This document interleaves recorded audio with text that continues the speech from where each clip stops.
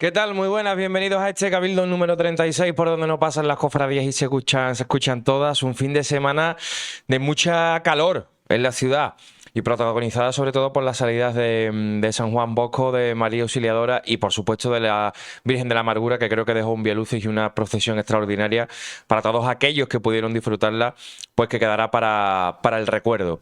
Estamos llegando ya al verano, lo vivimos de pleno. Y en este Cabildo número 36, cuando estén por aquí sentados con nosotros María José Caldero y José María Pinilla, vamos a abordar los orígenes de la procesión del Rocío y sus vínculos con el paganismo fenicio. Vamos a intentar hacer un programa un poco distinto y hablar de quizás no tanta vinculación con la Semana Santa, ¿no? En este sentido, en cuanto a la temática se refiere. Vamos a intentar hablar un poquito de la Virgen de Rocío y de sus orígenes. Eso será en el segundo bloque, porque en el primero, como siempre, en nuestra clásica entrevista, estamos en el día de hoy, en este lunes 2 de junio, con Fernando Aguado, imaginero, escultor. Fernando, muchas gracias por estar en este Cabildo, ¿eh? Bienvenido. Muchas gracias a vosotros por invitarme. ¿Qué tal? ¿Cómo estás? Pues muy bien, intentando creo que todavía recuperarme de la intensidad de la cuaresma y del trabajo, que es como se desencadena todo, ahora la feria, ahora el rocío, todas estas historias, y aclimatándonos al calor, que el calor, hasta que nos coja el cuerpo la temperatura, parece que estamos ahí arrastrados por los suelos. Efectivamente. Bueno, pues con Fernando Aguado vamos a hablar de todo. Vamos a hablar de los trabajos que tiene entre manos a día de hoy, con las últimas intervenciones que ha realizado para la Semana Santa de Sevilla y de toda Andalucía, por supuesto, y también un poco de Semana Santa. Todo ello lo vamos a hacer con nuestros patrocinadores. Insolac Renovables, dale luz a la candelería de tu hogar con Insolac. Sabes que la cubierta de su casa puede ser una fuente de ahorro, rápida instalación, ahorro desde el primer día y un gestor a tu servicio. Entra en insolacrenovables.com. ¿Y quién ha dicho que la luz sea cara? Grupo Don Raimundo. Déjate llevar por los sentidos en pleno corazón de Sevilla desde 1997, aportando tradición, arte y cultura y gastronomía a los pies de la Giralda en un convento del siglo XV. Nos encontramos en la calle Argote de Molina, número 26. Grupo Don Raimundo, ambiente sevillano que tiene un no sé qué que te hace volver.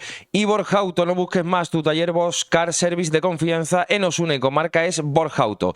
Desde 1989 como la primera salida profesional del cerro, ofreciéndote un servicio profesional y cercano. Borjauto, donde vienen los que entienden de cosas buenas.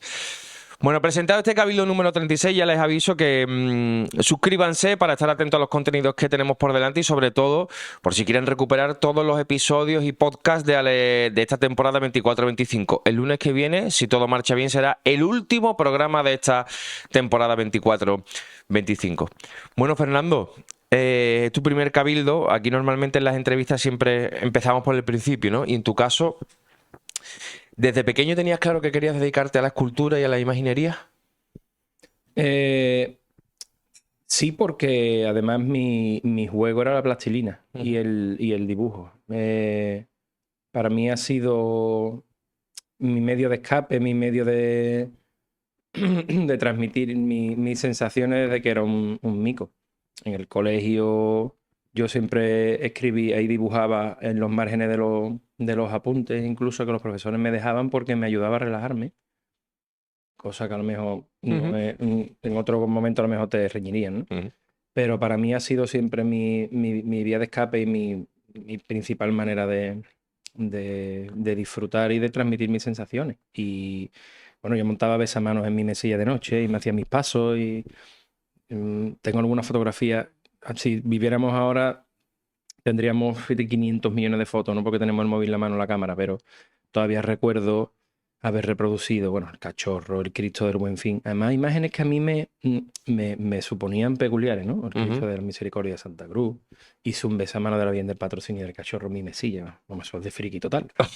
Pero con mi papel de plata y mis cosas. Pero así hemos sido muchos niños, ¿eh? Sí, porque cuando han estado aquí otros compañeros tuyos como José María Leal, este caso de la orfebrería Pepe Delgado, muchos de ellos hablan de que jugaban de pequeños a hacer eso, ¿no? Sí. Sí, sí. Bueno, para mí es...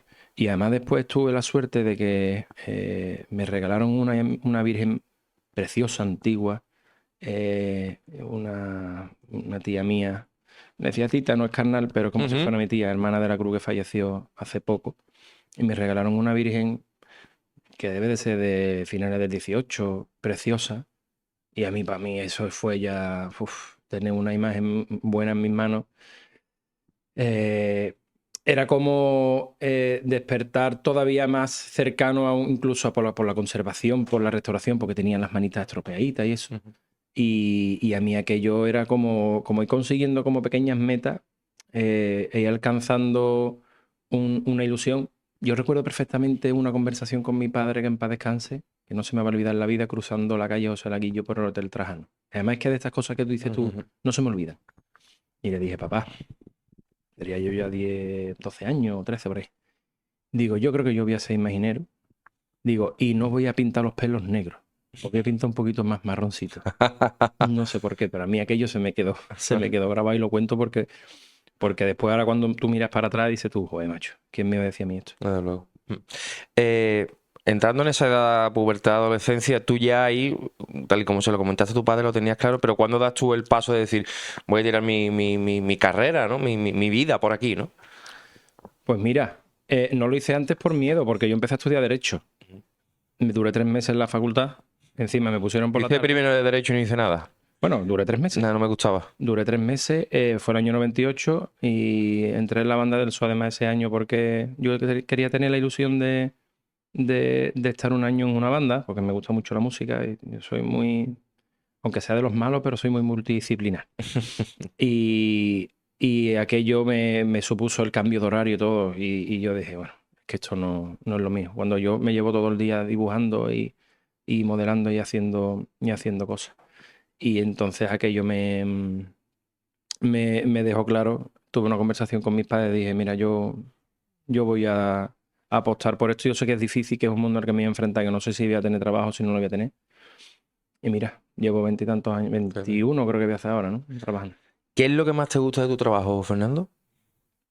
Restaurar, crear. Es que me gusta todo, ¿verdad? Porque todos son retos que te van surgiendo, no todo tiene la misma complejidad.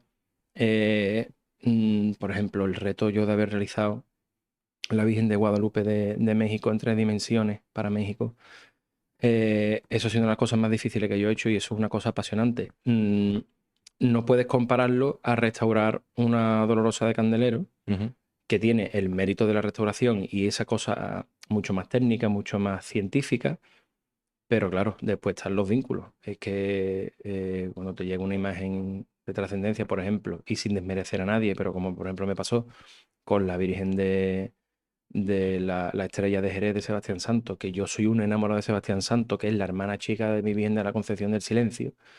Bueno, pues, y si tú tienes al lado gente que te llega y que son hermanos, amigos, pues toda cosa, todo eso es especial. Entonces, no puedo decirte que hay algo que me guste más que otra cosa, porque en cada momento lo encuentro Ujú. su cosa bonita, ¿no? ¿Tú tenías algún artista o tienes algún artista predilecto del siglo XX sobre todo? Porque, bueno, Martínez Montañés, Juan de Mesa, Juan de Astorga, Perdón, esos son grandes, ¿no? que esos son de todo, que Pero, conocer de eso. pero de los más recientes con los que tú quizás has tenido la posibilidad, no sé si en algún momento de compartir a discípulos suyos y obtener aprendizajes de ellos del siglo XX, ¿con qué imaginero Hombre, te fascinaba a ti? mira, yo soy discípulo de Juan Manuel Miñarro, que para mí, pues mi maestro es una referencia en muchas cosas, incluso por encima de lo artístico.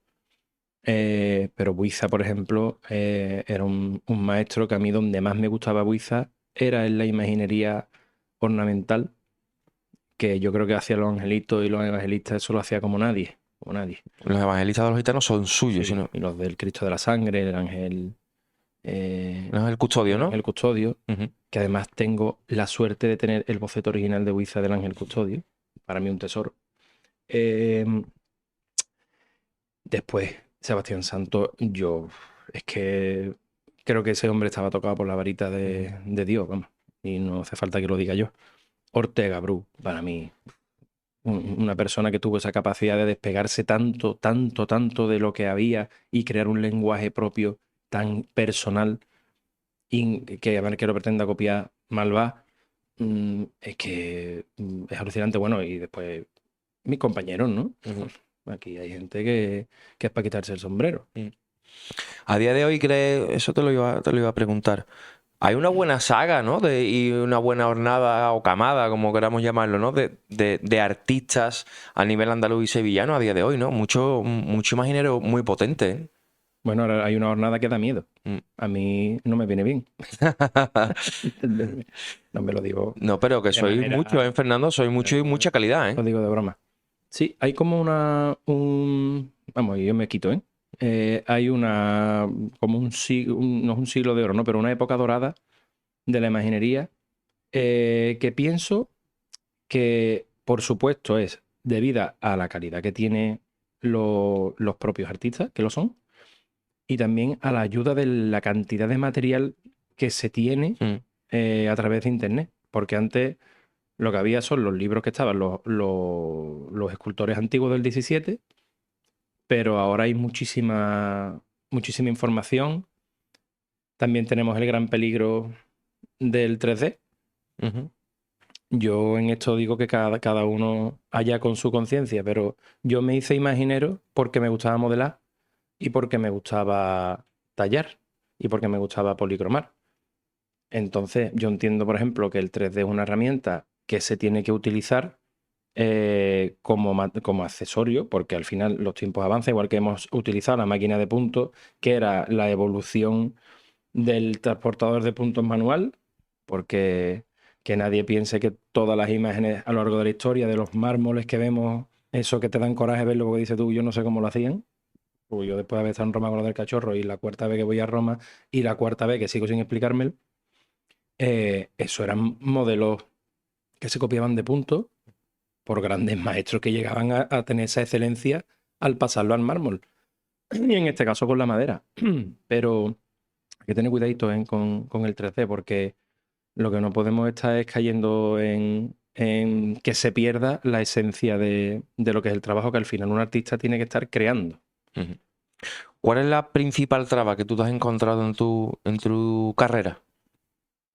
Bueno, las trabas te las ponen, cuando trabajas con las cofradías, te las ponen en algunos casos las propias juntas de gobierno, aquellas personas que se creen que son escultores o que son artistas, y afortunadamente a mí rara vez me ha pasado, rara por no decir ninguna, gracias a Dios, porque yo he tenido, creo que he tenido mucha suerte con todos los clientes que he tenido hasta ahora, pero el no saber delegar y dejar trabajar, yo creo que ese es uno de los problemas y no lo personalizo en mí porque yo he tenido suerte. A mí siempre me han dejado trabajar, Ujú, salvo muy rara excepción, siempre me han dejado trabajar. Y eso es lo que hace que las obras salgan bien, cuando sí se han confiado en ti. ujú. Claro. Y eso es muy importante. Ujú. Y yo creo que esa es la mayor traba que puede tener una persona, es que no se le deje trabajar. Ujú. Hemos hablado de los artistas del momento. ¿Cuál es tu gran devoción? Bueno, vamos a ver. ¿Cuál de... Indudablemente, el señor de mi casa y de mi familia es Jesús Nazareno. Ujú, Todos somos del silencio. Vamos hasta el extremo que mi padre, sus restos descansan allí y se fue vestido de nazareno. Esa es la devoción de mi casa, el Señor y la Virgen de la Concepción. Después la amargura para mí siempre ha sido muy especial. Hice hasta la comunión delante de ella, ujú, hasta me casé. Y llevo 25 años, creo, sacando al Señor del desprecio de Herodes de Costalero, que era una de mis ilusiones. La amargura en casa también son palabras mayores, pero igual que lo es el cautivo de Santa Genoveva, que también llevo muchos años teniendo la suerte de ir debajo y haberlo restaurado, haberlo tenido en casa. Entonces esas cosas son inevitables que te lleguen. Eh, la Virgen de Rocío, mi hermana se llama Rocío. La Virgen de Rocío en mi casa a nivel familiar también ha sido siempre algo tremendo. Pero bueno, al final la devoción, sí, la devoción es a la Virgen y al Señor en general. Lo que pasa es que nuestras imágenes son, y lo dice uno que las hace, ujú, son como esa foto permanente que tenemos ahí y ese espejo donde mirarnos. Lo que pasa es que nosotros entendemos a las imágenes como algo nuestro, como si fueran de nuestra familia. Porque es que yo cuando piso San Antonio Abad es como si estuviera en mi casa. Bueno, ¿Y qué te digo yo de la Macarena, de la Virgen de la Esperanza?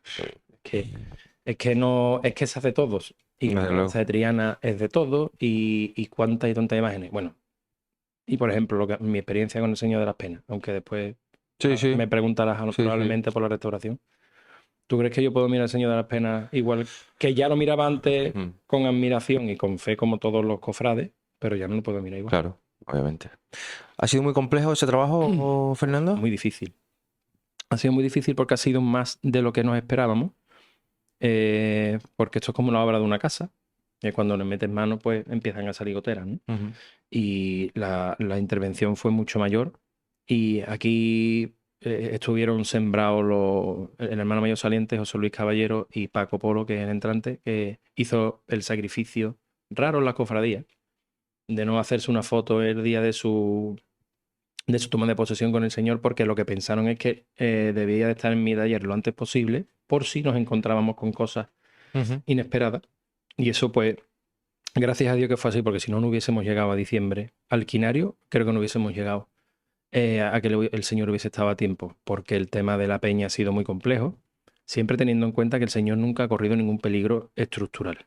Una Ujú. cosa es que las estructuras de la peña, de los aditamentos, estuviesen mal y que el Señor tuviese sus fisuras, que no se veían tanto desde fuera, pero que es también normal en una imagen de esos siglos.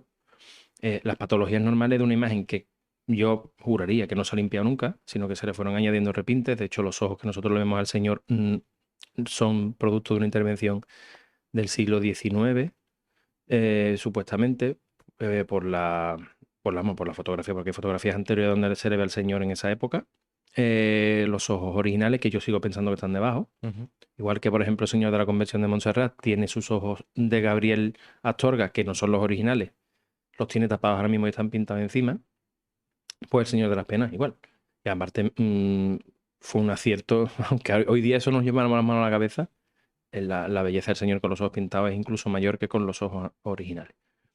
Pero claro, ha habido mucho tema de fisura, de la policromía, que le he rescatado la policromía debajo de todos los barnices y los repintes que tenía, asumiendo la hermandad en todo momento que se hiciera lo que yo proponía. O sea, y lo he dicho en todas las entrevistas que me han hecho, tú pones en un papel cómo quieres que se porte una hermandad contigo y las penas lo ha superado, en todos los sentidos.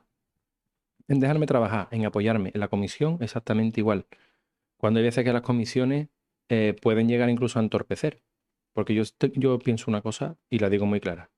Si alguien llama a tu puerta porque confía en ti, tiene que confiar en lo que tú digas. Y pienso que una comisión lo que tiene es que, bueno, ser un órgano reducido, porque 19 personas no pueden opinar a la vez, Claro.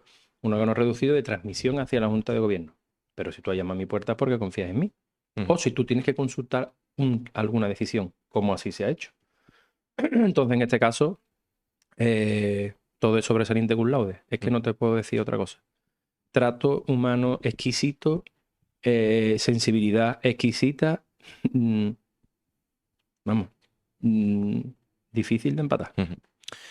Em, ¿Qué imagen para ti es una de las grandes desconocidas de la Semana Santa? ¿Tienes alguna? O incluso, que no tiene por qué haber pasado por tu taller, ¿eh? Sino No, incluso no, gusto no, claro, personal. claro. Pues mira, mm, hay una imagen maravillosa. Bueno, el Señor de las Penas, que yo no puedo decir que sea un desconocido, en este Ujú. caso porque lo he tenido cerca. Pero hay una imagen que a mí me enseñó mi madre desde niño, y sin desmerecer a ninguna, que me parece un espectáculo, que es el Cristo de la Coronación de Espira del Valle. Que mi madre me decía, Dani, ponte aquí. Y ahora ponte allí y te sigue mirando.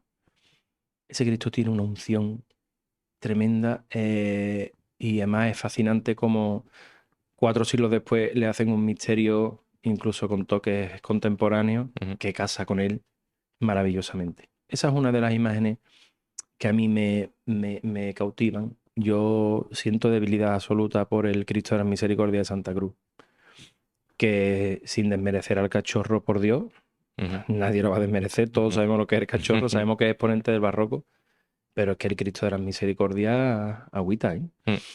Agüita que es otro de los grandes crucificados de Sevilla. Lo que pasa que el cachorro es una absoluta maravilla, llevado al extremo en ese último aliento, pero y con un sudario espectacular. Pero el Cristo de las Misericordias es una maravilla. Yo creo que la Semana Santa tiene imágenes maravillosas. Yo también siempre he sido defensor de la Virgen de las Lágrimas de la Exaltación. Una imagen que no se parece a ninguna, que tiene muchísima personalidad. Tenemos cosas muy buenas. Muy buenas, sí, señor. Vamos a hablar un poco más de Semana Santa en sí, porque además tú has estado, como has dicho, multidisciplinar, te gusta la música, te gusta el costal, entonces se pueden hablar de varias cosas. ¿Está la Semana Santa muy exagerada en todos los sentidos, Fernando? Sí. Tanto en el mundo de abajo como en las músicas, en las marchas, en los estrenos, en los cambios, en todas estas cosas. Sí. Verás, todo lo que yo vaya a decir lo digo de corazón y humildemente desde mis experiencias. A mí hay una cosa, por ejemplo, que me está molestando mucho y creo que no nos estamos dando cuenta y es mi opinión. Yo no quiero saber el repertorio que va a tocar una banda. Yo quiero tener el efecto sorpresa. Siempre decimos que la Semana Santa es distinta cada año precisamente por eso. Yo no me quiero ir a la esquina de la calle Javier Lasso de la Vega y saber que ahí van a tocar Amargura, por ponerte un ejemplo. Creo que ahí estamos perdiendo ese sentido de la espontaneidad, que creo que es muy importante. Todo no puede estar programado.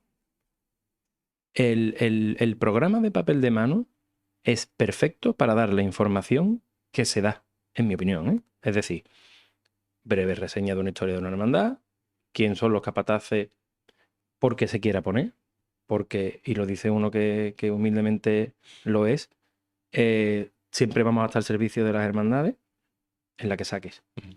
Pero bueno, es un dato que es bonito ponerlo en un momento dado. Igual que las bandas. Y el recorrido y los horarios.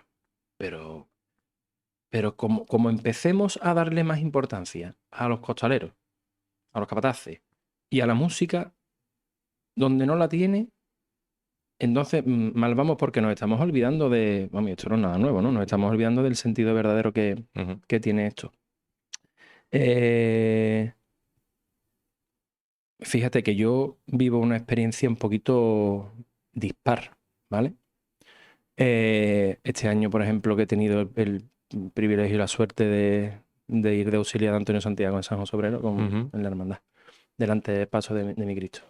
Una cofradía que anda de frente, con una agrupación detrás, con la agrupación de los gitanos que tan maravillosamente se porta y tocan y se portan además con la hermandad. El estilo de Antonio es un estilo sobrio y elegante, el estilo de los Villanueva, con lo que tengo la suerte también de salir de costalero. Y ahora me voy, el Viernes Santo me voy a Jerez y saco la Hermandad de las Viñas, que es una cofradía de barrio, un misterio con cambio y Virgen de los Reyes detrás, ¿vale? Y voy también de auxiliar delante del paso. Y te das cuenta de que cada cosa tiene su idiosincrasia y se tiene que mantener. El problema viene cuando desde fuera le damos más trascendencia a lo accesorio que a lo que tiene que ser. ¿Vale? A mí me da pena que la gente vaya a ver los pasos por las bandas. Ojo, y lo dice uno que le encanta la música. Pero eso pasa y está pasando, pero yo creo que aquí tenemos que sacar un poco, porque parece que cuando hacemos estos comentarios, aquí lo hemos hecho en este programa, que estamos culpando a las bandas. Las bandas no son el problema. Somos nosotros. Claro. La obligación, para mí, moral, que tiene una banda, la obligación moral es tocar lo mejor que puedan. Y tocar todo lo que le pida la cofradía y que den todo de sí. ¿Cómo va a tener la culpa la banda? Morante tiene la culpa de levantar las pasiones que levanta. Claro. No, ¿verdad? Está claro. A mí me pasó una cosa este miércoles santo. Estaba viendo la C por el hospital, ¿no? Y pasó el Cristo y había 3 muchachos delante mía, ¿no? Pues venga, ya le hemos visto a Rosario de Cádiz tocar pum, pum, pum. Y se fueron y no vieron la Virgen, ¿no? Eso es lo que a mí me da. Y eso pasa mucho. Y está pasando, vamos. Claro, y eso es lo que a mí me da pena. Otra cosa es el gusto personal de las marchas, ¿eh? Porque a mí, yo como disfruto el Domingo de Ramos, por ejemplo, en la Amargura con Triana tocando clásico, vamos, eso es un espectáculo. Y no quiere decir que no me gusten el resto del repertorio de las Tres Caídas, en absoluto. Hay marchas que me gustan más, marchas que me gustan menos. Igual que con la cigarrera. Vamos, toda esta jornada de marcha que se llevan sacando durante estos años, que mucha gente le dice que son como bandas sonoras, ¿no? Ujú. A mí me vuelven loco, pero es que yo me vuelvo loco escuchar Soledad de San Pablo y escuchar Macarena y escuchar Egosum y escuchar Cristo de las Tres Caídas y escuchar Silencio Blanco. Es que yo creo que todo cabe en su medida. El problema es cuando desmedimos. Desmedimos. También creo que a un crucificado le pegará más un repertorio que otro, pero es que eso también está en la idiosincrasia de cada hermandad, porque a mí San Bernardo con el Araal me encantaba. Y no quiere decir que no me guste con la presentación al pueblo de Dos Hermanas. Pero cuando se cuidan los repertorios, pues yo creo que las hermandades van adquiriendo también su sello en la calle, y eso creo que es muy importante. Pero que hoy día tenemos cámaras en los ensayos de los costaleros. Antes tú le podías echar una riña o una bulla, como decimos nosotros, a un costalero que tú tienes confianza con él y eso se desmide porque ya está en internet a los 10 minutos. Y ya empezamos a desvariar y a decir que ve que lo que ha hecho, ¿no? Estamos perdiendo la privacidad de las cosas, ya te digo, la espontaneidad. Y se le está dando un protagonismo que yo también lo digo, ¿eh? Ahí los capataces que le quieran dar más protagonismo a sus costaleros o se lo quieran dar a ellos, problema de ellos. Como tú bien dices, si a las bandas no las podemos culpar, los que tenemos que saber medir nuestras intervenciones y nuestras maneras de hacer las cosas somos nosotros. Es que está en nosotros. Eso está ahí siempre. La Cruz Roja siempre ha podido, por ejemplo, decir qué repertorio ha querido tocar o no.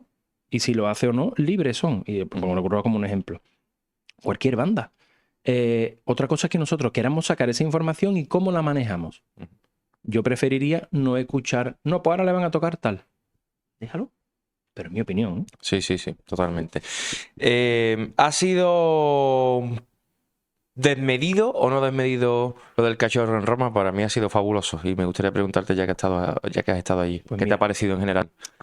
vamos a ver. Yo me llevo una reflexión de lo vivido allí. Haber visto al Señor en el Vaticano, eso, el que a día de hoy todavía sea consciente, es difícil, ¿eh? Porque tú entrar y ver la piedad, ver todo aquí. Vamos, toda la gente que haya estado en Roma alguna vez sabe esa sensación de entrar en el Vaticano con esa majestuosidad. Y mirar a la izquierda y ver al Señor allí y dices, tú, ¿esto cómo puede estar pasando? Aquí es como un choque. Yo tuve un choque emocional como de neuronas de decir, esto yo no me lo puedo creer. Que era maravilloso, sí. Que quien pretenda comparar al cachorro con una de las maravillosas imágenes de piedra de mármol que hay allí, no se puede hacer. Son de otra escala, están hechas para un lugar donde todo tiene un sentido y el Señor es una imagen de madera policromada que responde a una época del barroco diferente, pero que no se perdía, que el Señor estaba expuesto allí como el Vaticano permitió, pero es que el Señor no perdió su grandeza en ningún momento. Eso, fantástico. Una experiencia y sobre todo para mí, que tuve la suerte de estar en el momento en que el Señor se baja para llevarlo ya a la carpa y ese pequeño traslado rezando y cuando yo lo vi meterse por debajo de la tumba de Bernini, de Alejandro, el monumento funerario de Alejandro VII, a mí se me revolucionó la cabeza allí porque es que yo la primera vez que fui al Vaticano fui buscando aquella tumba y ver a Ruiz Gijón pasando por debajo de Bernini, que al final era el Señor, la muerte con la cara, con el reloj, con esa cortina de mármol por encima de tú. El que no crea, no creerá, pero lo que está viendo ahora mismo es una cosa histórica que nadie se pensaba que iba a pasar, que el barroco español se iba a unir con el barroco italiano de esta manera. Eso, alucinante.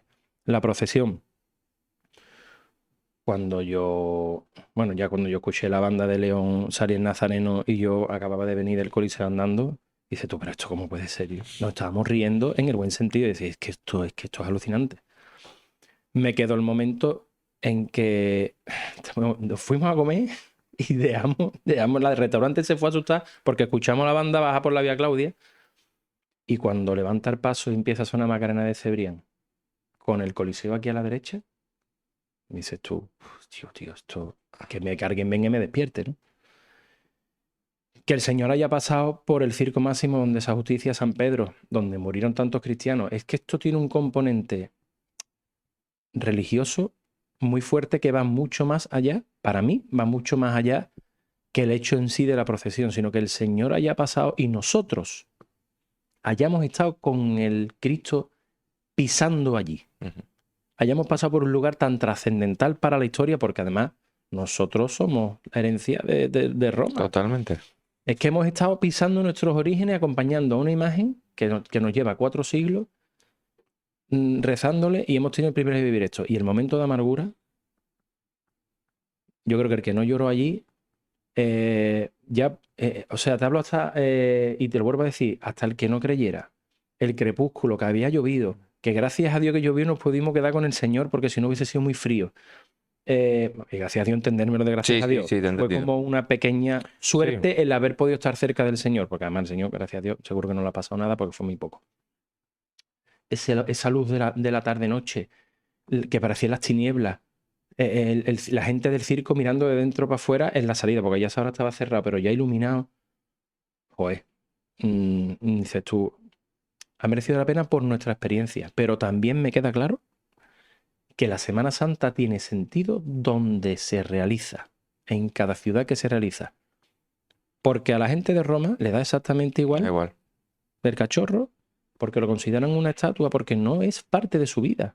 Lo pueden admirar artísticamente quien tenga conocimiento. Igual que a la Virgen de la Esperanza de Málaga y al Nazareno de León y a la Adorata, que a mí me flipó ver a la Virgen Dolorosa de Enna, que además no sabía que estaba en hermana con la Esperanza de San Vicente, que me quedé alucinado. O sea, que toda esa experiencia que nos llevamos ha sido fantástica, pero para ellos ha sido como un jubileo más. Porque es que hay jubileos y peregrinaciones jubilares, fíjate tú las que hay. Claro. Entonces, yo creo que eso es una lección, que nosotros no somos el ombligo del mundo. Que para nosotros esto es un modo de vida. Porque yo considero que la Semana Santa para nosotros es yo creo es un hilo de vida. es una de las reflexiones que hay que sacar de Roma. Es un hilo de vida que nos mueve y que la vivimos porque para mí forma parte de mi día a día. Pero tiene sentido donde es. Y yo creo que Hombre, entiendo que también si llega a haber ido el cachorro solo o los pasos dimensionados, como por ejemplo el de León, porque es que claro, la Virgen de la Esperanza no la podías meter por ninguna iglesia. Como ocurrió en el año 2000 con la Virgen de Granada, si el cachorro sale de una iglesia de Roma y va al Vaticano y se pasea y cruza uno de los puentes, o el del Santo Ángel o el de Victorio Emmanuel, pues el chocazo hubiese sido todavía mayor. Claro. Artísticamente y paisajísticamente. ¿Qué te parecieron las críticas a que no tuviera flores, que no tuviera jarra, que salir de un tinglao, que porque tiene que ir con Málaga, porque no había podido salir de una iglesia? ¿Qué te ha parecido que las redes sociales quizá, como casi siempre, se sobrepasan?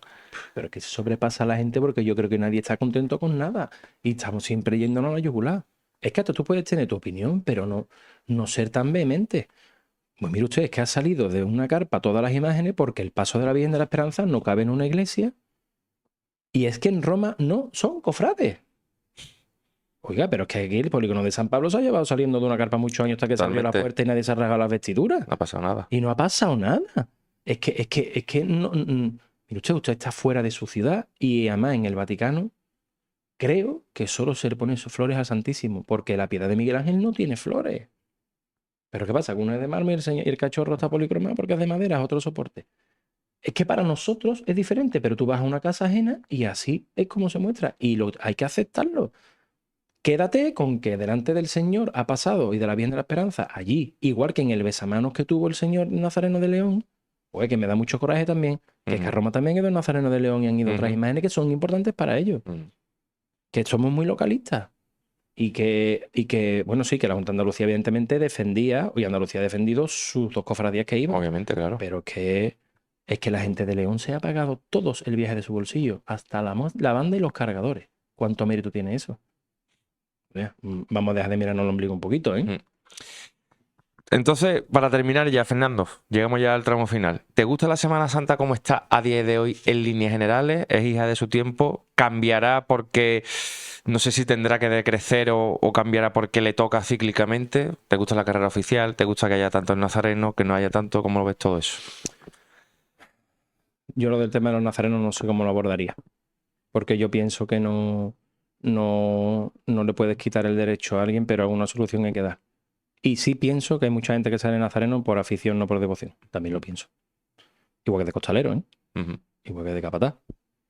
Lo que pasa que los costaleros son necesarios para que salgan los pasos también. Ujú. Pero tú no le puedes quitar el derecho a un hermano a que vista la túnica. Es muy complicado, no sé cómo abordarlo. La Semana Santa, desgraciadamente, es hija de su tiempo a día de hoy para mí. Desgraciadamente, hace hincapié en eso. Sí, desgraciadamente hija de su tiempo por las cosas que le afectan y que le hacen daño. Eh, mm, Porque, ya te digo, creo que la Semana Santa debería de ser un poquito más intimista. Yo creo que raro es el día, Ignacio, que yo no pienso que ojalá viviese otra vez los 80 o los 90, pero para todo, Para todo. sí, para todo. No me gusta cómo está la sociedad. Y como esto es un reflejo de lo que vivimos, oye, que afortunadamente tuvo una igualdad y un montón de gente pasa con pasos, pero que no todo puede ser eso. Eh, el exceso de información hasta nos hace daño porque antiguamente Los medios tenemos culpa de eso un poco. Dilo sin miedo, ¿eh? No pasa nada. no, pero no es los medios. Ujú. Porque yo llevo toda la vida escuchado los programas antiguos, los de Saeta, el de la COPE y a mí me encanta vuestro programa y me gustan todos. Pero sí pienso que muchas cosas se están pasando, sí. Pero porque no sé si lo que están buscando es hacer televisión o lo que están buscando es dar información. Y pienso que el exceso de información, y te iba a decir el ejemplo de la meteorología. Antes, los diputados mayores de gobierno, los hermanos mayores, hacían así, miraban y decían, ¿salimos o no salimos? Y el agua también forma parte de la propia Semana Santa. Ujú. Y hoy día ese exceso de información muchas veces nos deja sin cofradías innecesariamente por el exceso de información que tenemos y por el miedo que nos crea tener esa información. Y como para eso, para todo, para todo. Yo dejé de salir en el silencio en el año en 2008, que salíamos 700 nazarenos por ahí. Yo iba de acólito. Y cuando volví a salir vestido de nazareno en 2017 con mi padre, me encontré una hermandad completamente diferente, mucho más desbordada. Y a mí aquello me impactó. Porque no me pensaba que eso iba a llegar a eso. Mientras sea para bien, vale. Pero no sé, yo creo que debemos de empezar primero por nosotros mismos y no olvidarnos nunca de que no es una fiesta, esto es algo religioso. Por mucho que nos guste, y a mí el primero, las marchas. Salí de costalero, salí de capataz, sentarme en los parcos o sentarme en la campana, ver una huerta, una revirada y después ver un vídeo en el YouTube. Pero le tenemos que dar una pensada y ser empáticos es una cosa que creo que es el mal del mundo, que Ujú. somos muy poco empáticos para muchas cosas. Ujú. Te hago la última que se me iba a olvidar y no se me podía olvidar. La nueva obra que tú has hecho este año para la Hermandad de la Trinidad, no sé si ha despertado cierta polémica o no, porque he escuchado a varios compañeros. No sé si, a mí no me ha quedado claro, Fernando, si es una restauración, si tú al final es una obra de nuevo cuño. ¿Cómo es eso? ¿Cómo ha sido esa Pues intervención? mira, esto se pretendía restaurar, pero cuando, como Magaña, que es el autor entre comillas, falso autor de las imágenes secundarias, de parte de las imágenes secundarias del misterio de las cinco llagas, pues yo ya al haber restaurado José de Arimatea, esa sí fue una restauración porque nos encontramos una cabeza maravillosa, probablemente un santo dominico de Roldán, y si no es de Roldán, es del que estaba al lado. Fantástico. Claro, ahí tenemos una cabeza buena. Ujú. Pero es que esto, el caso de Nicodemo, que llevaba retirado del paso desde el año 98, no era una imagen buena.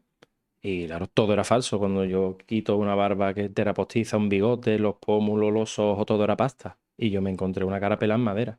Ujú. Pues lo que he hecho es reconstruir todas esas facciones en esa en esa cara de madera. Creé una cabeza nueva porque esa cabeza salía tapada porque estaba desproporcionada. Y yo he creado una cabeza nueva y esa cara de madera ya restaurada y remodelada por mí con expresión, porque había perdido con la pasta toda la expresión, la escaneé y se copió por puntos. Ujú. Entonces, una imagen nueva basada Ujú. en la anterior, porque yo esa cara, esos restos de madera sí se han utilizado para hacer ese rostro Ujú. y el cuerpo es nuevo entero. Pero sí está basado en. Vale. Y por eso volví a la escalera izquierda, que es donde se concibió, para que mirase al Señor y no mirase hacia afuera. Fernando Aguado, muchas gracias por este ratito. Nada, gracias a vosotros. Muchas gracias, ha sido el primer programa, penúltimo del año y nada, esperemos que a ver si la temporada que viene está todo otra vez por aquí. Bueno, cuando queráis. Yo encantado de estar aquí sentado con vosotros y agradeceros también, hombre, la difusión, porque además vuestro programa, como el resto, en el taller tenemos como una costumbre que es escucharlos mientras estamos trabajando. Los ponemos los podcasts Me alegro mucho. y los escuchamos siempre, los de todos los compañeros, porque cada uno dais una visión diferente o vuestra manera de entenderlo, y siempre hay cosas interesantes en todos los programas. Y nos hacen Muchísimas compañía. gracias. Muchas gracias. Muchas gracias. Familia, enseguida se vienen por aquí María José Caldero y José María Pinilla, que tenemos que hablar de los orígenes de la peregrinación de la Romería del Rocío.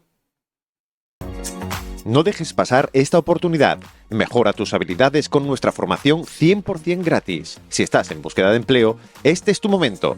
Llámanos al 678 43 68 65 o escríbenos a info@formadísimo.es. Con GEFOC Gestión, el camino a tu inserción empieza desde este momento. Financiado por el programa Reskilling de las Next Generations. No solo te enseñamos mecánica, te conectamos con el mundo profesional. Cardoso Academy es un centro de formación oficial en un entorno 100% dedicado al motor. Nuestras instalaciones de primer nivel y la colaboración con grandes empresas del sector te prepararán para dar el salto en esta industria.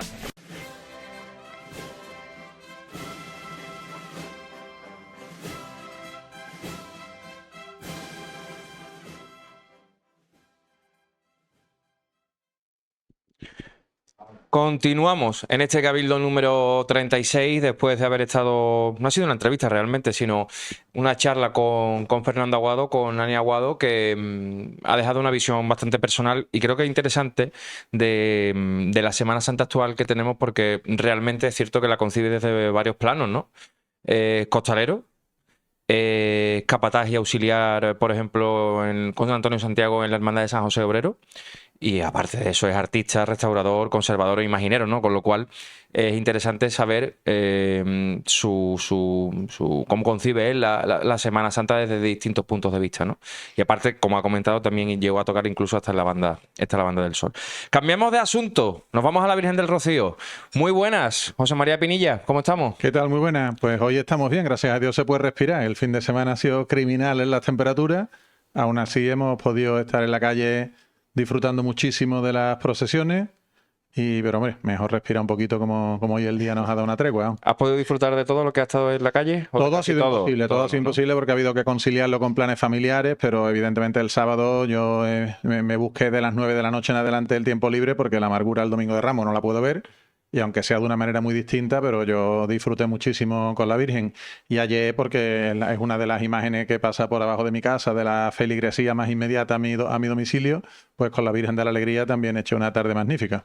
Muy bonita, sí señor. También coincidimos allí José María Pinilla y que les habla. María José Caldero, muy buenas. Muy buenos, compañeros. ¿Cómo estás? ¿Cómo estás? Bueno, Ya en la voz se te nota un poquito tocada, ¿eh? Sí, estoy llevando una primavera un poquito complicada. Sí. Entre alergia, bronquitis y enfermedades pulmonares varias, pero bueno, aquí estamos. Ha sido un fin de semana, yo he tenido la oportunidad porque estoy un poquito convaleciente en casa, pero sí tuve la oportunidad de ver por la televisión las retransmisiones de los compañeros de otros medios, el Via Lucis de la amargura, esas imágenes íntimas dentro del convento de las Hermanas de la Cruz, tan bonito, ¿no? Tan emocionante siempre y tan de fe verdadera, ¿no? Ahí es donde encontramos esos resquicios de pureza, ¿no? De todo lo cofrade. Y el sábado en la procesión hay un momento que quiero destacar antes de meter adelante. Sí, yo quería preguntar un par de cosas. Todo fue extraordinario, el sentido extraordinario en esa procesión extraordinaria de la amargura. Lleva un repertorio, esto lo puede analizar José María mejor, un repertorio muy distinto al que ella tiene normalmente el Domingo de Ramos, ¿no? Es un repertorio más alegre, ¿no? Virgen de la Paz, Corpus Christi. Hay un momento en el que sale la Virgen a las setas y después de amargura, creo que fue después de amargura, ¿no? Le tocan coronación de la Macarena. Se cumplían además 61 años de la coronación de la Virgen de la Esperanza. Y surge espontáneamente entre el público que estaba escuchándolo un ole pero ole de salirte de dentro, Sí, ¿sabes? Decir, sí. bueno, por favor, qué cosa más grande, ¿no? Qué momento más bonito, ¿no? Ya en el año 2004, cuando salió la Amargura de manera extraordinaria por el 50 aniversario de la coronación, fue con el mismo tono musical, con el mismo estilo, ¿no? Y yo recuerdo que tengo muchos amigos de la Amargura que en ese año y demás iban dentro del cuerpo de acólitos del palio. Y me contaban que fue único porque, claro, no están acostumbrados a ver a su Virgen con ese tipo de marchas, ¿no? Yo cuando la vi en el 2004 dio la casualidad de que le estaban tocando marcha fúnebre en aquel momento. Entonces yo llegué a la conclusión de que había ido en esa línea todo el rato. Luego es verdad que hablando con unos y con otros ya te enteras de que no, pero me recuerda a la salida extraordinaria también del mismo año 2004 por los 150 años del dogma de la Inmaculada, de la Virgen de la Concesión del Silencio, que salió con Virgen de las Aguas. Marcha que ella había estrenado. No la actual imagen, sino la anterior, pero en la procesión extraordinaria de 1954 y fue con un cariz pues mucho más gozoso como correspondía a la celebración. Una de las cosas que han destacado en la Amargura, antes ya de meternos en ese origen de la peregrinación y de la romería del Rocío y de la Virgen del Rocío como tal, es que se nota el salto adelante de la Virgen a la hora de estar ataviada y vestida, ¿eh? Sí, La imagen quizá del Via Lucis, que fue el viernes, si no me equivoco, con ese tocado, perdóneme, yo no entiendo mucho de tocado, pero me parece que se dice de tablas, ¿no? Mucho más ceñido a la cara, con el manto azul que portaba, que también resultaba un poco más novedoso a la hora de ver a la Virgen con ese tipo con esos colores, ¿no? Muy bien, ¿eh? Muy bien, ¿eh? Sí, bueno, se nota un cambio, no sé si hay realmente un cambio de personas que la está vistiendo, Sí, pero sí. es bastante notorio. A mí me gustó más el sábado que el viernes, porque pienso que, bueno, aunque verla de forma novedosa, bueno, pues creo que siempre aporta.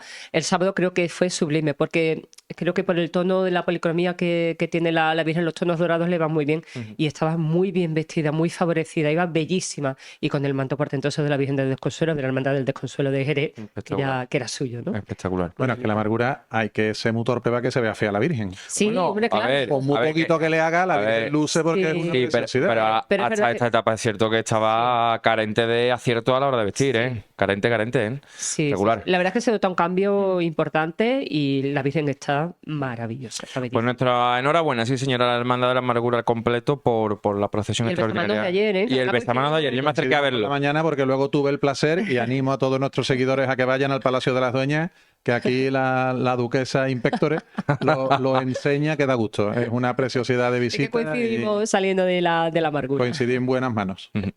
Bueno, se está estrenando en este cabildo en la técnica nuestro querido amigo Jesús Rodríguez, ¿eh? Se está estrenando en este cabildo. Ya estuvo en los podcasts de fútbol con Paco Cepeda, Lucas Auri, Miguel Ángel Chazarri y nuestro querido Jesús Rodríguez está a los mandos técnicos en el día de hoy. Que por cierto, volvemos a repetir público. Además del querido Paco Cepeda, está por aquí Marco y Claudia, ¿eh? Viéndonos un día más tras las bambalinas. Por cierto, por si luego se me olvidase en el momento de los saludos, quiero saludar a nuestra más joven y fiel seguidora, Adelante. a nuestra amiga Carmen, que Sí, ayer señor. estaba con sus padres. Se ha empeñado en que me llamo José Manuel, no sé por qué, siempre me llama José Manuel.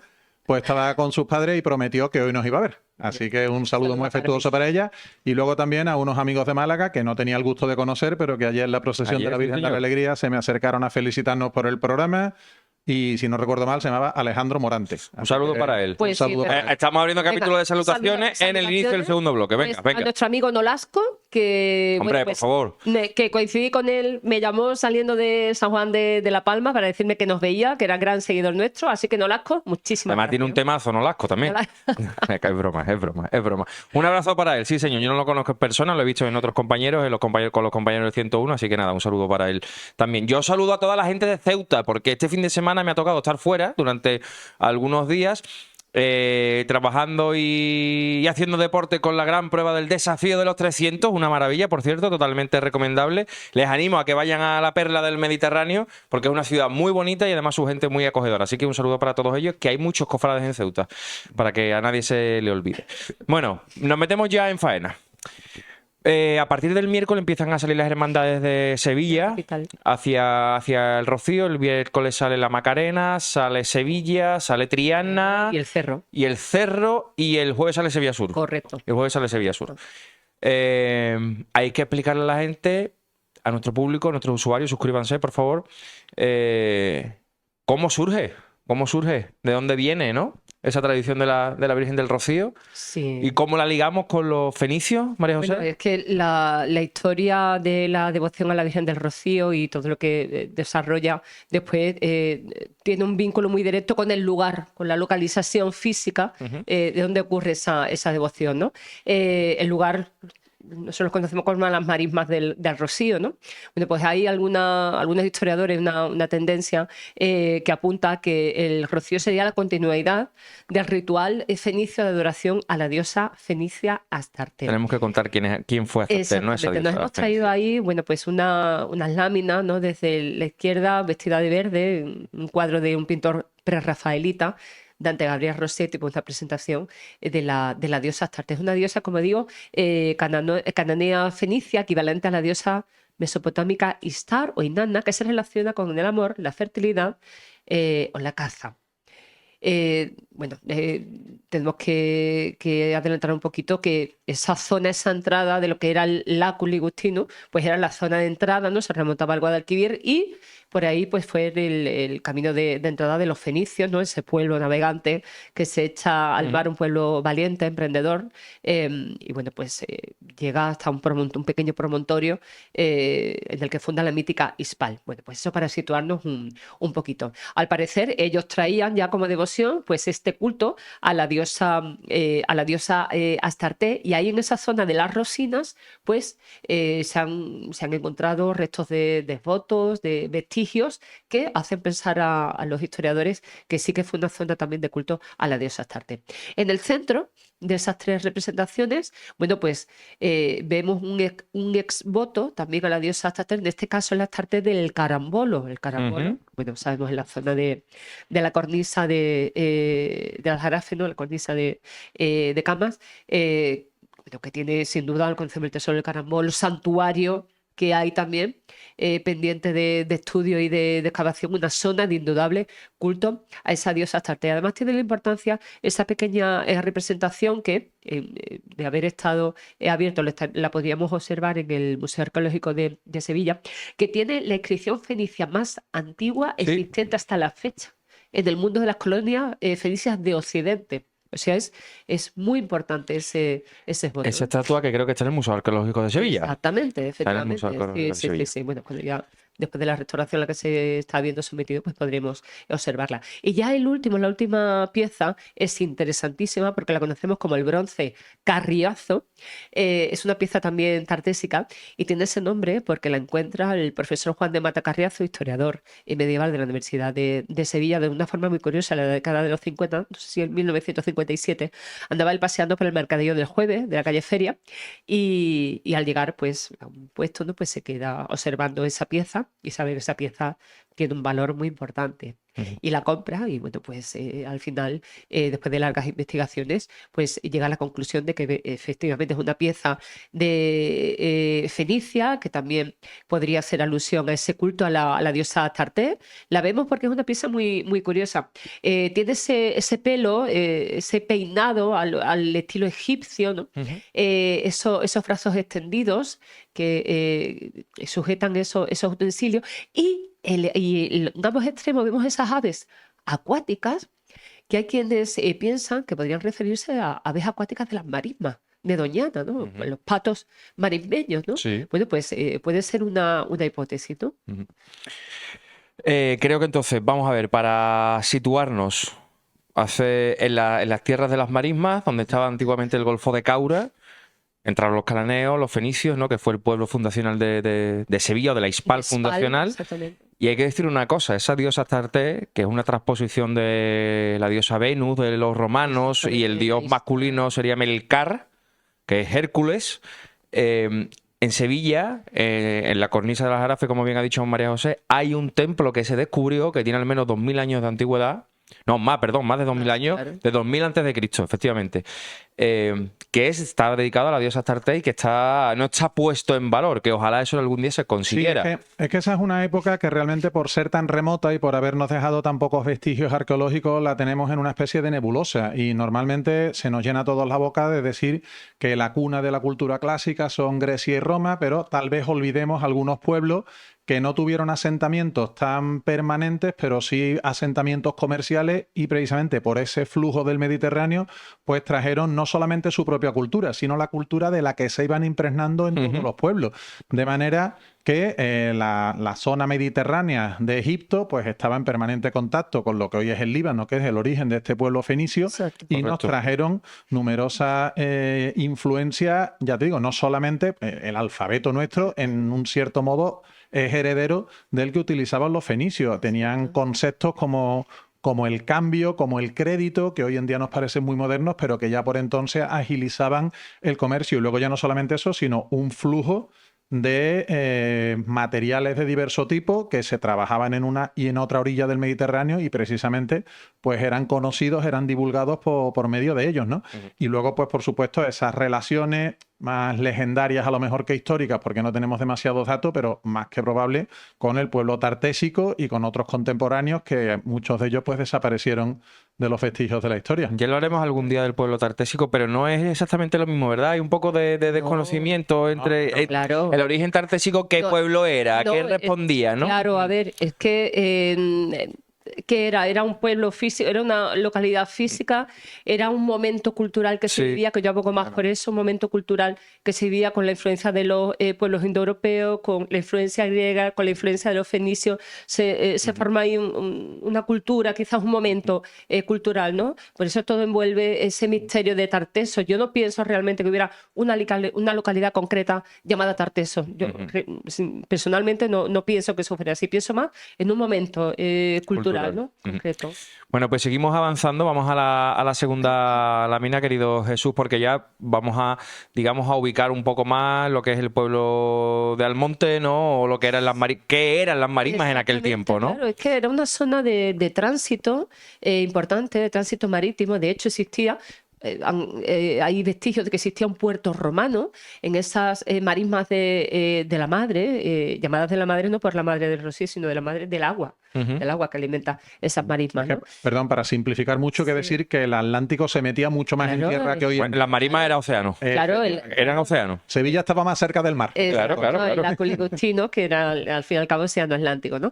Bueno, pues de ese puerto romano quedaban como vestigio unas escalinatas, que son las escalinatas que se lleva un señor muy acaudalado para colocarlas en su palacio, que es el actual Palacio de la Sebrón, que si no estoy equivocada es el centro de recepción de visitantes cuando vas a hacer la visita, valga la redundancia, al Parque Nacional de Doñana. Pues en el Palacio de la Sebrón, la escalinata es la escalinata de ese antiguo puerto romano. Esto es lo que nos habla que es una zona de mucho movimiento, de mucho tráfico marítimo, una zona, pues al haber tanto tránsito es bastante... Era la puerta a la cultura. Entonces, exactamente. Claro. Entonces, no es nada descabellado pensar que efectivamente, además del comercio, pues tuviéramos algún tipo de santuario dedicado a estas divinidades. Pasamos ahora a el origen y el hallazgo de la Virgen del Rocío. Claro, efectivamente. Yo creo que es la siguiente lámina. Sí, es la siguiente lámina. Se menciona a la publicación primero. Adelante. Claro, que lo que pasa es que hay que hacer alusión a tiempos ya de Alfonso X el Sabio. Él acomete la conquista de Niebla y toda su jurisdicción, y en su jurisdicción entraba la zona de las Rosinas. Entonces conquista Alfonso X el Sabio y se le atribuye a él la edificación de la primitiva ermita de las Rosinas, de Nuestra Señora de las Rosinas. ¿Por qué se le atribuye a él? Porque era en a la hora de actuar él tras la conquista de un lugar, siempre edificaba un templo dedicado a la Virgen María.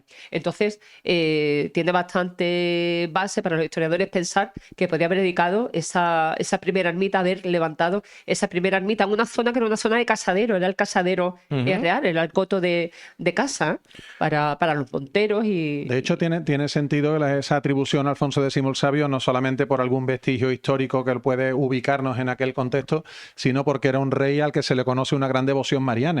Evidentemente, la tradición de los reyes castellanos y leoneses era muy religiosos, eran muy creyentes, muy piadosos, pero igual una devoción particular hacia la Virgen María no estaba tan extendido, no era tan común. Y Alfonso X el Sabio, no sabremos si fue el primero o no, pero al menos en los que han dejado su huella en la historia, probablemente fue uno de los monarcas más proclives a la devoción a la Virgen. No solamente porque por lo que dejó escrito, sino, como bien dice ella, por las fundaciones que promovió de templos erigidos en honor a Nuestra Señora. Una figura muy interesante, la de Alfonso X el Sabio, ¿eh? Además que dejó una huella tremenda, ¿eh?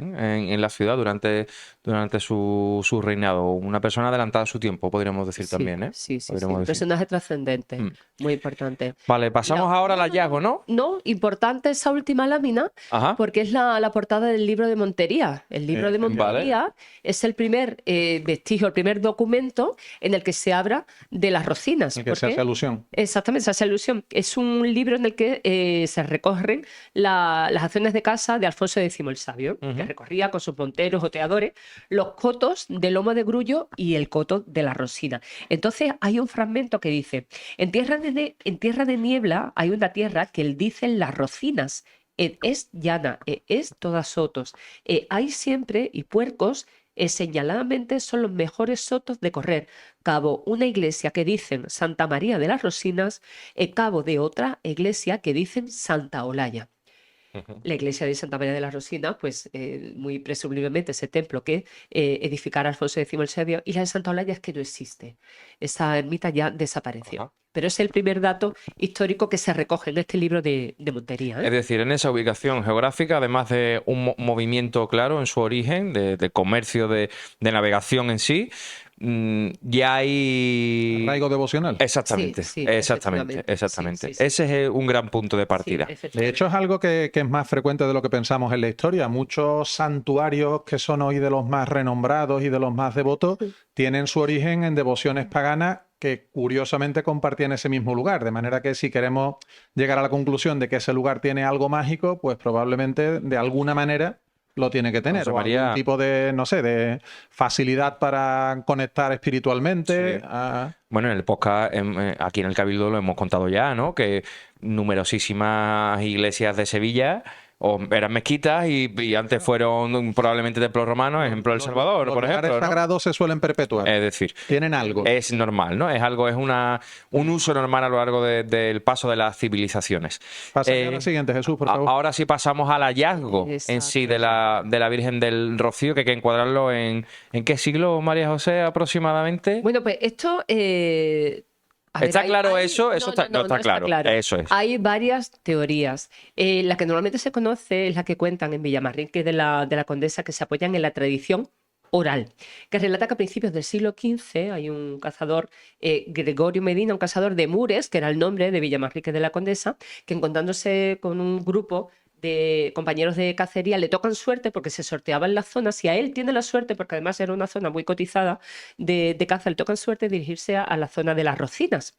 Entonces allí va con unos perros, los perros empiezan a ladrar de una forma extraña, donde se encontraba un árbol, y él se acerca y en el interior del tronco de un acebuche se encuentra la imagen de una virgen. Dice que no medía más de una vara de alto venía a ser como unos 83 centímetros aproximadamente, y que vio esa virgen, que la cogió, y que al colocarla otra vez en el hueco del acebuche se fijó que la espalda tenía una inscripción que ponía: María de los Remedios me llamo.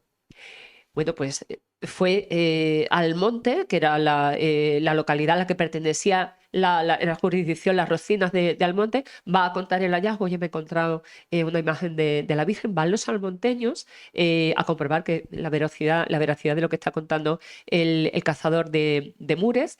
Y bueno, pues surge una disputa entre los vecinos de Almonte y los vecinos de Villamanrique, ¿no? Que todavía sigue. Sí. Exactamente, que Todavía sigue. De dónde debe quedarse esa imagen de la Virgen. La dirimen de la siguiente forma. Cogen a dos bueyes, un conduciéndolos en el yunte de una carreta y dicen ellos, bueno, pues para donde vayan los bueyes se queda la Virgen ahí. Bueno, pues los bueyes no fueron capaces de elegir una dirección, se quedaron quietos y entonces ellos lo interpretaron como que la Virgen había que dejarlo, como que ella había decidido quedarse en el sitio donde le habían encontrado. Le habían encontrado en el Coto de la Rocina, ¿no? Que es donde se le da culto. El acebuche donde apareció, donde estaba donde está actualmente la ermita, entiendo, ¿no? Exactamente. Exactamente. Que La pertenece... ermita es una construcción posterior, pero claro. respetando el sitio. Claro, bueno, pertenece al monte actualmente, pero también hay ahí unos pleitos y tal con niebla para dirimir a qué término municipal correspondía. Es bastante curioso, ¿eh? Lo que pasa es que no me diríamos en control. Bueno, en esa disputa que ya obviamente no tiene el mismo grado que ha tenido durante siglos atrás, que sí, bueno, quizá era una disputa como pasaba antes con muchísimas hermandades, ¿no? Que sí era un enfrentamiento un poco más, más agresivo, ¿no? Menos cívico, menos educación, ¿no? Por decirlo de alguna manera. Es que además Villamanrique es la hermandad más antigua de todas. Ellos escriben que es la hermandad más antigua, porque de hecho en el libro de reglas de la hermandad de Almonte aparece ordenada por villas y ciudades, aparece la primera, seguida de la hermandad de Pilas, Sí, después de la de Palma del Malapalma, ¿no? Condado y Moguer, y las ciudades de Sanlúcar de Barrameda, Rota y el puerto. Lo que pasa es que Rota y el puerto desaparecieron y fueron refundadas de nuevo posteriormente. Vale. Pero sí aparece. Ellos defienden que son los primeros que hicieron la Romería del Rocío. Lo que pasa es que la hermandad de Sanlúcar dice que fueron ellos. Bueno, que hicieron el primer camino, que tienen el primer sin pecado, que es del siglo XVI, con la representación pictórica más antigua, que si no me equivoco es la que tenemos ahí a la derecha de la Esa de la imagen ilustración. pictórica es la que luce en el Sin Pecado de Villamanrique. De Villamanrique. Ajá. Y bueno, pues que está. Que sería una de las primeras representaciones pictóricas Eso de te la iba a decir. Virgen Claro. Exactamente, la más que antigua. conozcamos. También es la primera hermandad que construye una carreta templete y la que instituyó el rezo del Santo Rosario la noche del domingo, antes del lunes de Pentecostés. Vale. Puesto en ubicación, en contexto histórico, el hallazgo de la Virgen del Rocío, esa disputa histórica entre Villamanrique y Almonte, pasamos a la siguiente lámina, que la tengo por aquí yo también, Sí, esto es más que que es nada la misa de romeros a día de hoy, ¿no? descriptivo de cómo ha evolucionado la romería. Es algo que se ha mantenido en el tiempo, que ha tenido una gran continuidad, no es algo que se haya inventado hace 4 días, pero sí es cierto que su universalidad ha venido en los últimos 100 años. Ujú. De hecho, hay un ejemplo muy claro en la representación simplemente fotográfica de esta misa de Romero. La primera de ellas es de hace 100. Bueno, la primera de hecho es que es una fotografía que ordenan los duques de Montpensier, o sea que es de la segunda mitad del siglo XIX. Exacto. Más antiguo de lo que yo creía, pero aún así, hombre, por muy populoso que resulte, no tiene nada que ver con el nivel al que se ha llegado, Sí, lógicamente, claro. en los últimos años. Efectivamente. De hecho, esta es una de las últimas misas de Romero y ya es complicado encontrar un hueco para tanta representación. Sí, de hecho, Ya no solamente de celebrantes, sino de hermandades incluso, claro. claro, las primeras peregrinaciones que comienzan a ser más frecuentes a partir de que la Virgen es nombrada patrona de Almonte en 1653. Empiezan ya a ser más frecuentes esas peregrinaciones. Hay un momento muy importante que es el impulso que se consigue en el convento de los frailes mínimos de Almonte, la hermandad, pues cede, ¿no? Otra vez los mínimos. Sí, los mínimos. Otra vez los efectivamente, y mínimos. son los mínimos Sí. los que empiezan a dar culto allí en la aldea, ¿no? Que como digo, está en un cruce de caminos que conecta Huelva, Cádiz, Sevilla. No es cualquier sitio, es un lugar No. muy, muy, muy especial. Y además, se funda la capellanía de la Virgen del Rocío, que la funda un sevillano emigrado a Perú. Ahí hay que ponerlo también en contexto con la carrera de Indias. Claro. Bueno, pues este señor, que era un señor adinerado, funda esa capellanía ya a través de esa capellanía, que es un dinero que se Sufraga, aporta claro. para sufragar los gastos del culto de la Virgen de Rocío. Con todo esto, hasta principios del siglo XX solamente había fundadas 10 hermandades. Pues muy pocas. 10 Sí. hasta las 127 Bueno. actuales. En expresión coloquial, el boom ha venido en La mayor en la últimos 50 años. Exactamente, en los últimos 25 del siglo XX y los que llevamos del siglo XXI. Ujú. Sí, es donde eclosiona, ¿no? Hemos dicho y sabemos, María José, que no te quiero meter en un apuro, ¿por qué viene la tradición de cada 7 años va al monte la Virgen es vestida de pastora, pasa durante unos meses, ¿no? Está allí en el pueblo, Creo después que vuelve a la son romería. 9 meses. 9 meses, efectivamente, 9 meses, sí. efectivamente. Sí, bueno, vamos, yo hasta donde conozco, que probablemente tú hayas documentado más, es porque evidentemente la aldea en la que está pertenece al monte y los almonteños pues también quieren sentir la cercanía de la Virgen. Es algo muy parecido a lo que hemos visto en Lora o en algunas otras poblaciones Bien. que son muy devotas de una imagen, que la imagen está en una pedanía, en una aldea, y entonces además de acudir regularmente a visitarla, cada cierto tiempo es la Virgen la que devuelve la visita. Ya que sea cada 7 años, desconozco cuál es el Me motivo. parece más interesante incluso el Rocío Chico. Ah, bueno, eso Ajá. también tiene Porque unas connotaciones muy desde el punto curiosas. de vista histórico sí que me parece mucho más interesante. El Rocío Chico es un voto de acción de gracias que hace el pueblo de Almonte en 1813 y que alude a un episodio de resistencia, bueno, de resistencia no, sino de enfrentamiento en 1810 a las tropas napoleónicas. Ajá. Las tropas napoleónicas llegan al monte y montan un cuartel en la antigua casa de los Ortiz de Abreu. Bueno, pues el pueblo asalta ese cuartel, mata al capitán del cuartel y a 5 soldados. Bueno, pues el ejército francés clama, bueno, venganza, dice que va a mandar a 800 soldados desde Sevilla para aniquilar al pueblo de Almonte. El pueblo de Almonte empieza a rezar, a pedir la intercesión de la Virgen del Rocío, ¿no?, para que los proteja de esa venganza del ejército francés. Esos 800 soldados no llegaron nunca, salieron de Sevilla, pero no llegaron nunca al monte. Entonces los almonteños, en agosto de 1813, hicieron ese voto de acción de gracia. Por eso, todos los agostos hay un triduo preparatorio, 16, 17 y 18 es el triduo preparatorio. El 18 por la noche se reza el Santo Rosario y la mañana del 19 de agosto se celebra la misa del voto de acción de gracias. Recuerdo pues de aquel episodio de defensa, ¿no?, de las tropas napoleónicas. Por eso decía que me curioso. parecía Sí. muy interesante desde el punto de vista histórico. Muy curioso. Ya saben ustedes de dónde viene el Rocío El Chico. Rocío Chico, Ya sí, saben sí. por qué se celebra. De hecho, dicen que en el museo, no sé si es el Museo de la Hermandad Matriz de Almonte, se conserva el pomo de la puerta de aquella casa que sirvió de cuartel con señales, con huellas de los disparos de aquel episodio. Sí, sí. Pregunta. Atención, pregunta.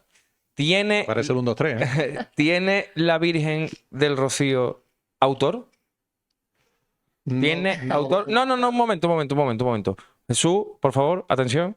Vamos a hacer una breve pausa y enseguida vamos a responder a esa pregunta de si tiene o no tiene autor o alguna atribución. Respondemos después de la publicidad, ¿no? La Virgen del Rocío. Si estás buscando una nueva oportunidad laboral, este es el momento de dar el paso. Nuestros programas de formación te preparan para las profesiones más demandadas, sin coste para ti. Adquiere nuevas habilidades, mejora tu perfil profesional y accede a mejores oportunidades de empleo. Tu futuro empieza hoy. Inscríbete en formadísimo.es o en el 678-436-865 y transforma tu carrera. Potencia aún más tu perfil profesional gracias a los cursos gratuitos y online para personas desempleadas del programa Reskilling. En Andalucía Emplea Más te ofrecemos cursos de alguna de las competencias más buscadas hoy en día por las empresas. Infórmate de ellos en reskilling.andaluciaemplea.org. Inscríbete, impúlsate hacia el mercado laboral. Bueno, no sabemos quién es el autor de la Virgen del Rocío. Esa es la realidad. Yo creo que Hemos creado una expectativa para no decir nada. todo el mundo, bueno, yo creo que la mayoría de nuestros oyentes o espectadores, más o menos, que siguen o que están al día, ¿no?, de la información cofrade o de las vírgenes y de los cristos y demás, lo manejan, ¿no? Pero podemos hacer alguna aproximación. Realmente es que hay una franja temporal muy imprecisa. Porque date cuenta que de la Virgen queda visualmente tan poquito que no se sabe si ha podido obtener algún que otro retoque posterior a su primitiva manufactura, y podríamos abarcar varios siglos incluso de atribuciones, bien intencionadas todas, pero probablemente incompletas en cuanto a la información en la que basarse. Hemos dicho que la aparición de la Virgen en el siglo XV. ¿Siglo XV hemos dicho? Siglo XV, cuando supuestamente la encuentra este Cuando pensador. supuestamente. ¿Tiene rasgo la Virgen del siglo XV? Es que la Virgen es anterior. Vale. La Virgen muy posiblemente sea del siglo XIII de escuela francesa. Ujú. Yo le veo bastante...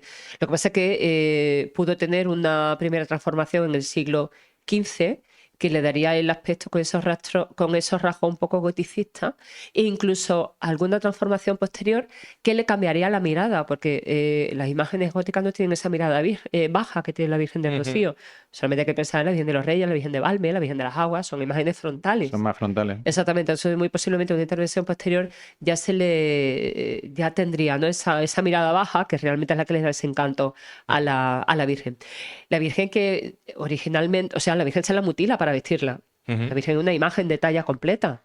Y bueno, que los investigadores o estudiosos que han dejado muy poco, porque la Hermandad Matriz del Monte Bastante celosa, ¿no? celosa exactamente de esos aspectos de la Virgen, pero bueno, se sabe que lo que es el busto original de la Virgen está mutilado pues por esa circunstancia, ¿no? De adaptarla como talla de vestir a la mascarilla, pues está muy, muy retocada. Como hipótesis, muchísimas.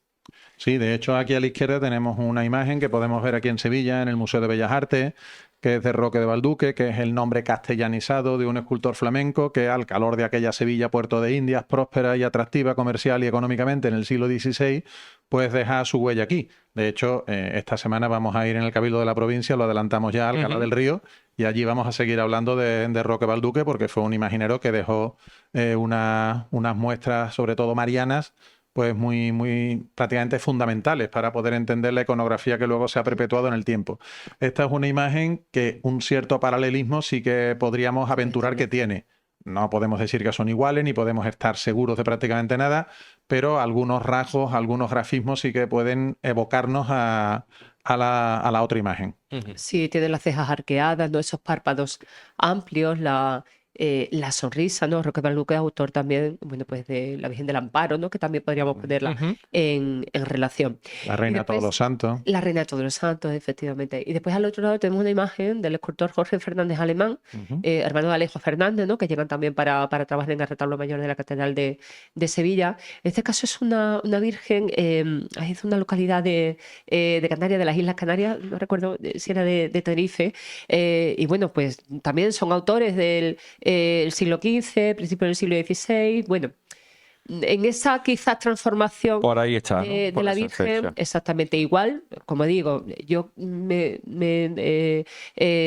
voy más a la opción de que pudiera ser una imagen de escuela francesa retocada en el siglo XV por alguno de estos autores. O sea, a mí personalmente me parece más viable esa hipótesis. Era propio de aquella época que algunos imagineros o artistas de la época colocasen a sus obras en lugares, no sé, recónditos, como en este caso, en un árbol, ¿no?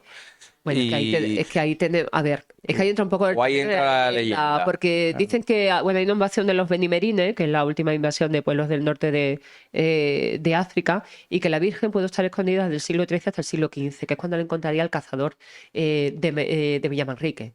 Pero ahí está vuelto un poco en el campo de la leyenda. Sí, eso es muy similar a la leyenda del hallazgo de la Virgen de Iniesta, por aquel caballero catalán que la encuentra, que tiene un texto diciendo que es de Sevilla, que la retorne a ella. Entonces, digamos que es algo bastante común en imágenes que aparecen halladas milagrosamente por alguien que no iba con esa intención y que encuentra en una imagen que revela ser de un sitio y que pide que se le celebre un culto, ¿no?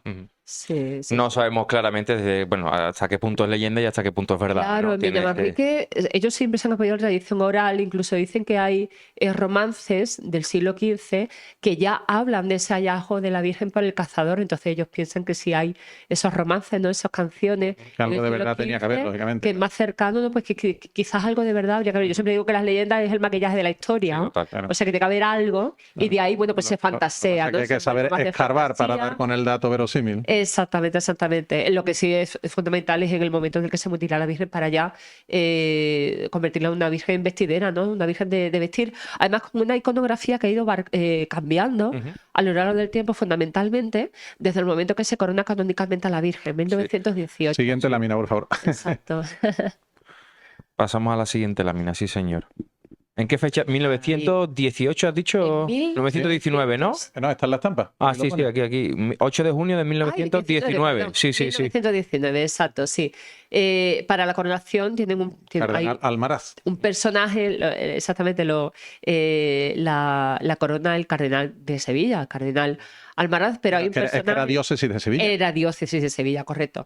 Pero hay un personaje fundamental para que se haga tangible esta coronación, que es conocido nuestro, Francisco Muñoz y Pavón, canónigo de la Catedral de Sevilla, que él escribe un artículo, creo que en el Correo de Andalucía, y ahí, a partir de ese correo, a partir partir de ese artículo, pues empieza ya una campaña para coronar a la Virgen del Rocío. Con la curiosidad de que esa corona, la que se corona a la Virgen, está inspirada en la corona de la Inmaculada Grande de la Catedral de Sevilla, que sale en la procesión del Corpus.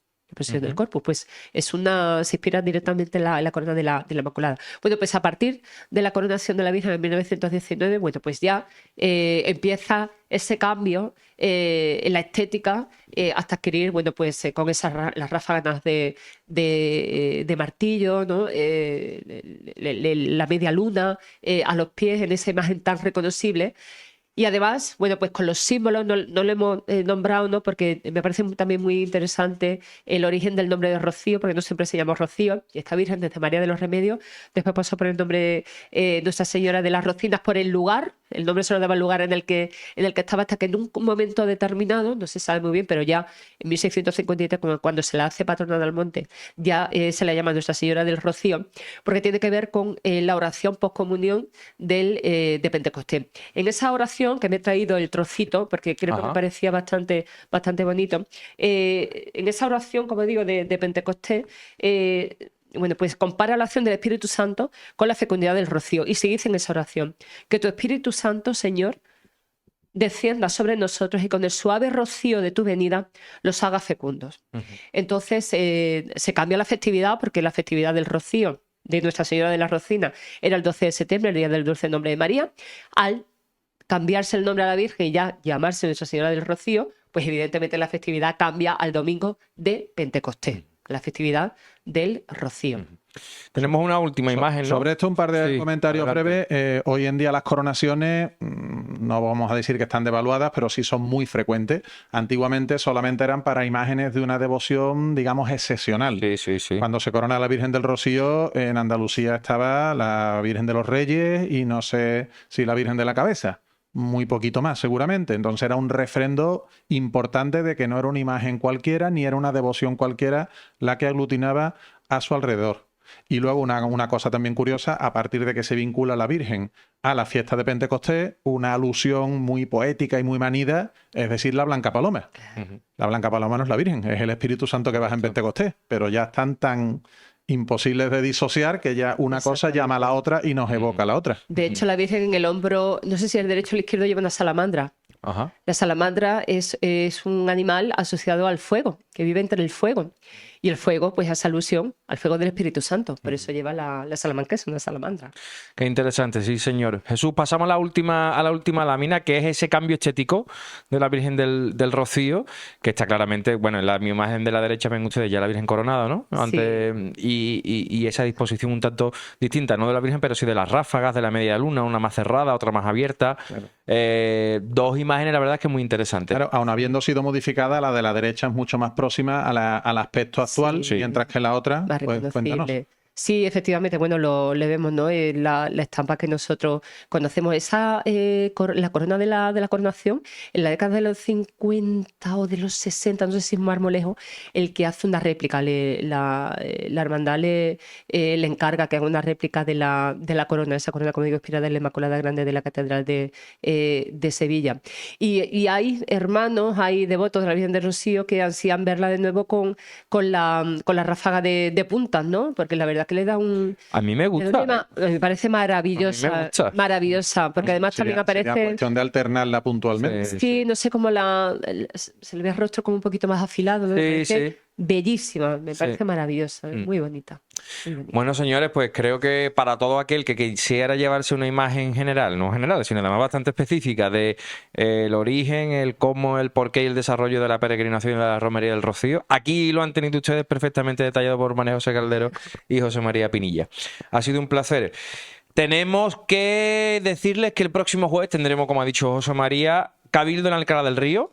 Cabildo en Alcalá del Río, el último cabildo de la provincia de esta temporada, y que si todo marcha bien, que va a marchar, El lunes que viene será el último programa de la temporada. Sí. Será el programa número 38. Casi 40 programas hemos hecho este año, ¿eh? Así que... ¿Y los que nos echen? 48, y creo que no estoy contando la retransmisión de la Magna, ¿no? Que sí, que también la pudimos ofrecer. Esa duró como varios programas. Esa duró como varios programas, efectivamente. Bueno, familia, les dejo. José María, María Nada, un José, placer. muchas gracias, ¿eh? Muy bien. Placer. Muchas gracias, como siempre. Señores, Deseando volver. deseando volver, sí, señor. Señores, suscríbanse a nuestros canales, estén muy atentos porque ya les digo que les viene bien. ¿Por qué? Porque cuando termine la temporada van a estar ustedes perfectamente comunicados con nosotros para escuchar todos los podcasts que hemos dado a lo largo del año. Estuvo en la técnica el querido Jesús Rodríguez. Les mando un saludo. Hasta luego.